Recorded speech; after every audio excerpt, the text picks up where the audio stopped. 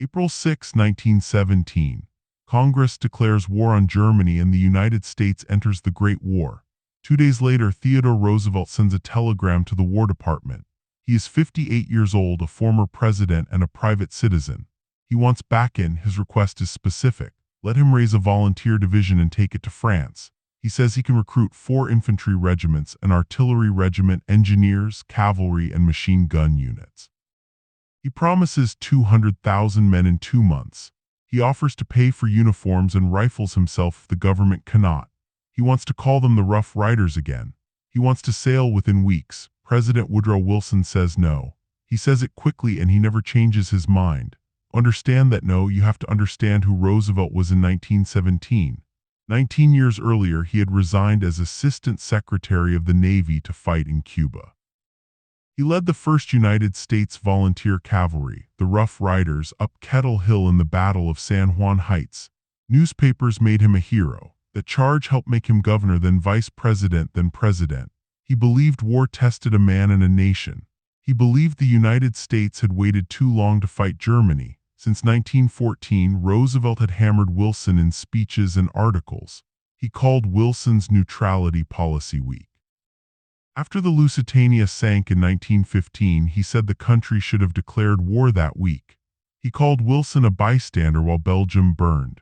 By 1917, Roosevelt is the most famous critic of the president's foreign policy. Now Wilson has asked for war. Roosevelt thinks this is his moment to lead troops again. Wilson sees a problem. The United States Army in 1917 is small and unprepared. Secretary of War Newton Baker and General John J. Pershing want to build a modern conscript army from scratch. They want standardized training, standardized weapons, and a clear chain of command. A celebrity volunteer division would complicate that.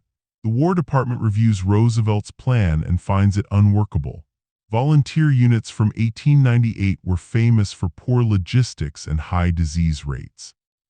The Western Front in 1917 runs on artillery, gas, and machine guns. It needs discipline and supply lines, not headlines. There is also the politics. In 1912, Roosevelt split the Republican Party and ran as a progressive. That split elected Wilson. The two men distrust each other. If Wilson lets Roosevelt go to France, Roosevelt dominates the news. If Roosevelt dies, he becomes a martyr. If he wins victories, he becomes the face of the war.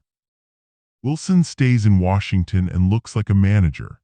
Wilson wants this to be a moral crusade for democracy led by the government, not a personal adventure led by his loudest rival. Congress tries to intervene. Senator Henry Cabot Lodge introduces a bill to authorize Roosevelt's division. The Senate passes it in May 1917.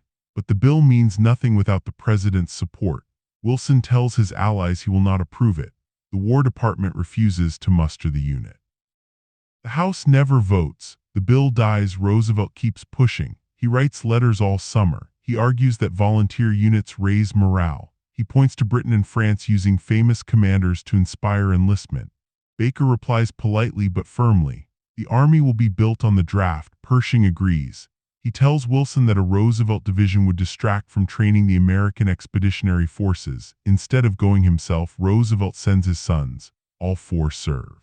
Theodore Jr. is gassed and wounded. Archie is wounded. Kermit fights with the British. Quentin, the youngest, becomes a pilot and is shot down over France in July 1918.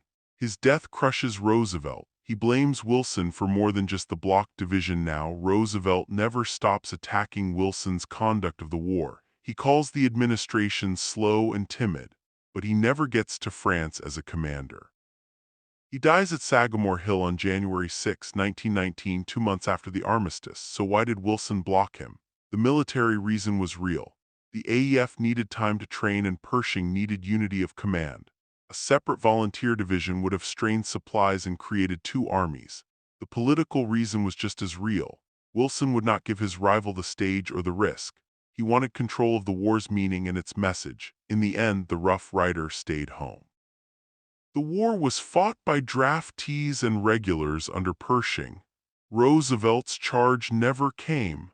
The man who made his name in 1898 was denied his last war in 1917, not by the enemy, but by his president. If this video helped you, then like the video, drop a comment, and subscribe to the channel.